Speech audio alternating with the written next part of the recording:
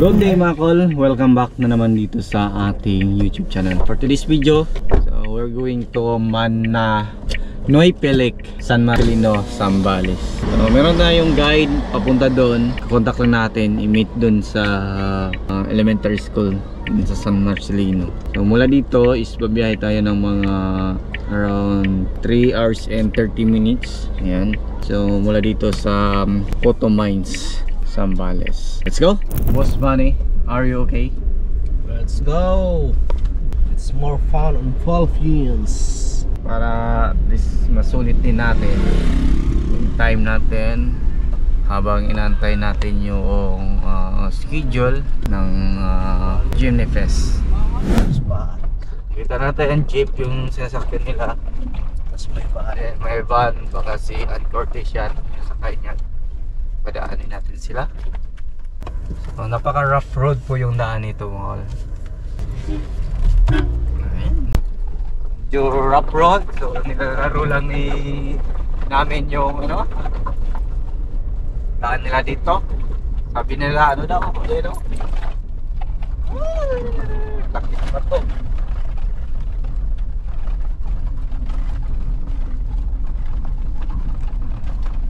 Laro natin yung daan nila.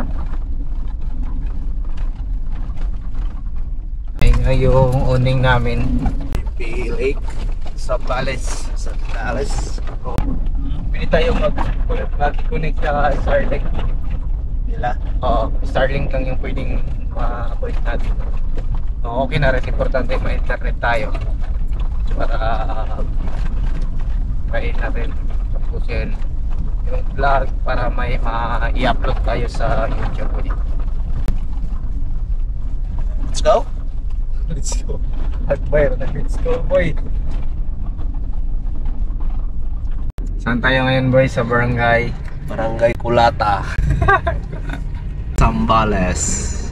Dito tayo ngayon sa city na or lungsod ng Masinloc, Zambales. Dati lang boy ba? Sa balita ko lang tumarinig yung Masinloc. Baho Masinloc, diba? Isla siguro yung Baho Masinloc. Siguro. Dito na kami sa Narciso. Gas muna kami, full tank. Magkano yung gagastusin natin sa gas? Ibang destination naman, pupuntahan natin 1,625.4 liters yung napagas natin. Na tayo ng San Marcelino.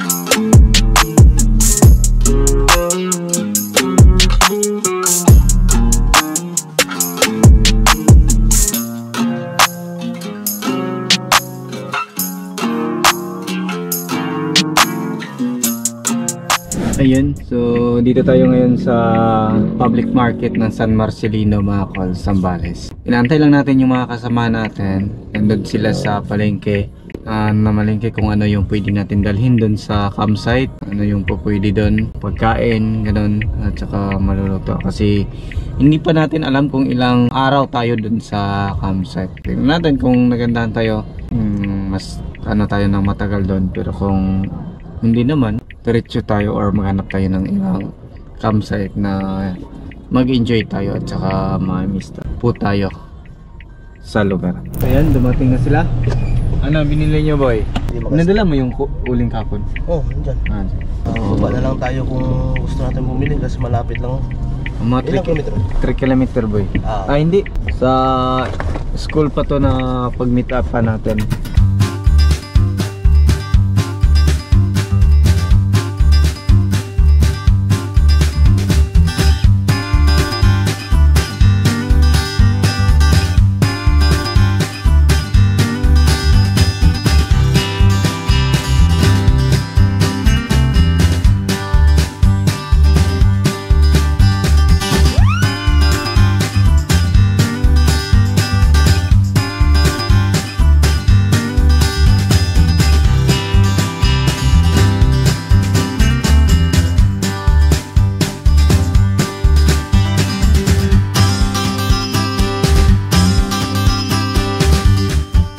Grabe. Napakalawak ng lahar dito. Ito to sa San Marcelino.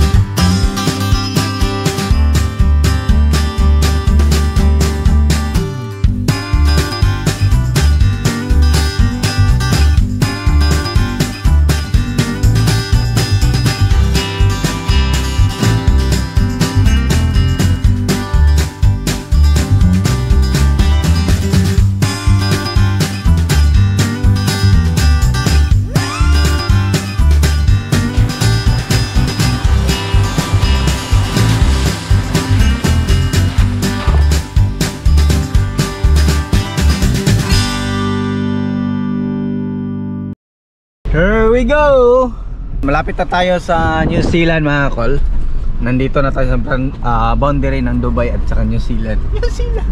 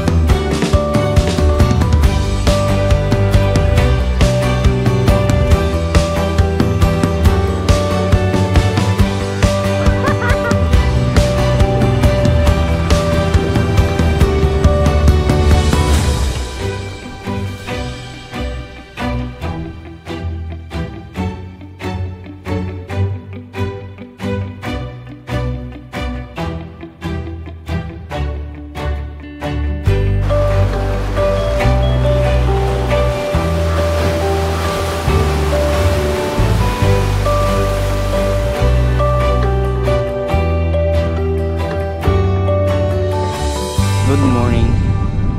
Sarap ng tulog namin. Ayan, dito kami ngayon sa Lake Mapanoy Bay, San Marcelino, Zambales. Ayan, napakaganda ng view. Dito na park, mga ano yung makita natin, pine tree. Ayan, dito yung lake. So, dito yung setup namin. Ayan, nakita natin. Napakaganda, doon yung sunrise. Doon kami natulog, dalawa sa itaas. Yung isang kasama natin is dito sa loob ng tent. Ayan. Unit namin, super dumi na naman. Abangan natin kung ano yung pwede namin gawin dito. Good morning. Pangalawang araw natin ngayon sa New Zealand ng San Marcelino, Zambales. So ayan, dito kami nag-relax habang inaantay namin yung schedule. Pero by next week's Monday is pupunta kami sa Overland Kings, kung saan doon tayo mag-spend ng 1 week and half para at least makita natin kung paano nila i-sit up yung mga ginagawa nila na overlanding. Halimbawa yung mga gymnasium, Hilux, Raptor. Kasi yan yung target natin na dadalhin natin sa Mindanao. Gawin natin na pioneering tayo na nagsisit up ng mga overland concept doon sa Mindanao. Kasi maraming mga lugar na dapat i-explore doon na napakaganda.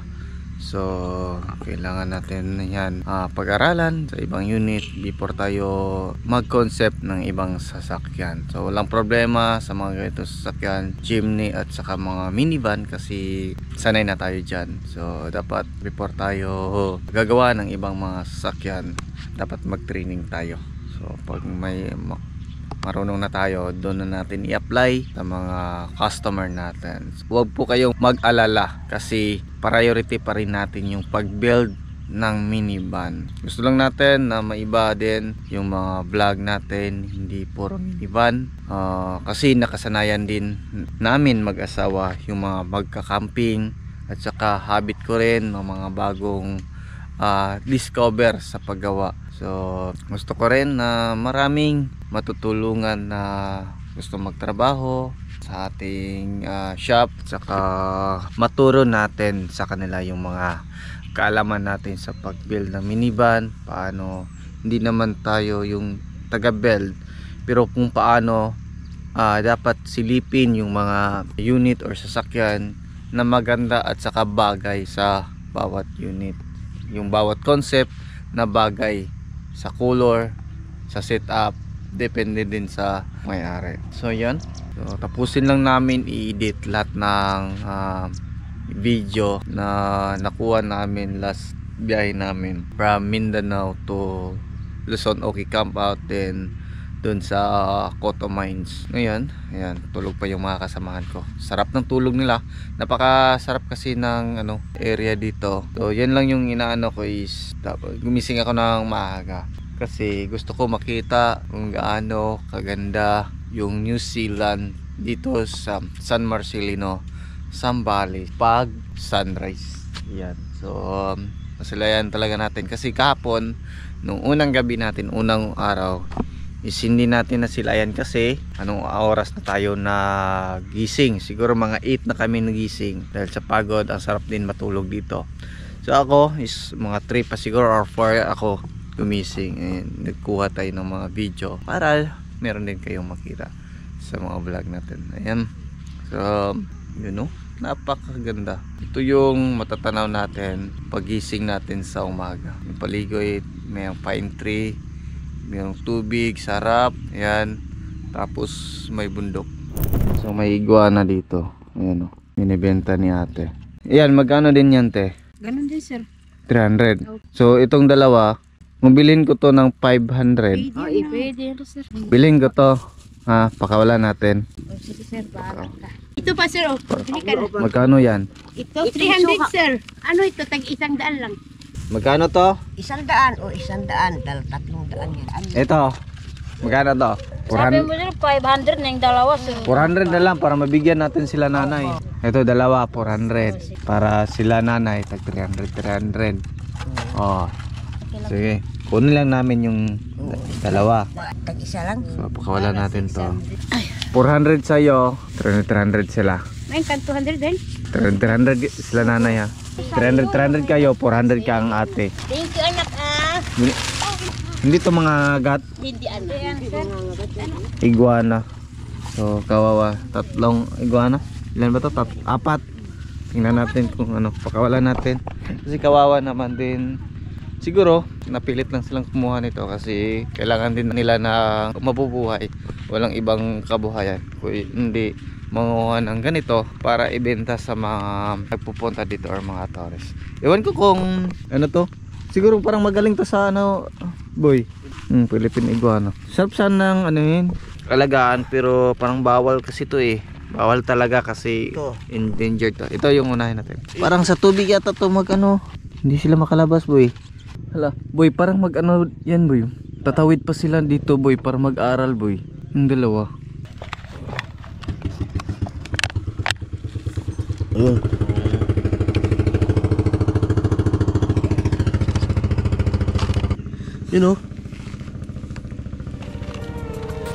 Yes.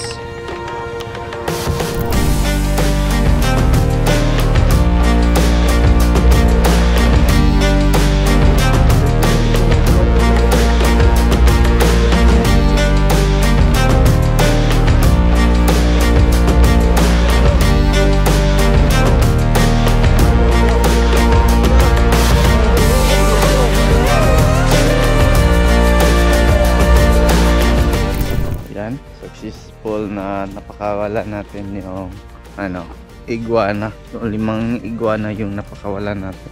Kawawa naman. Then pag inalagaan yun, may possibility na mamatay rin kasi dapat yung mga ganun is nasa gubat lang sila.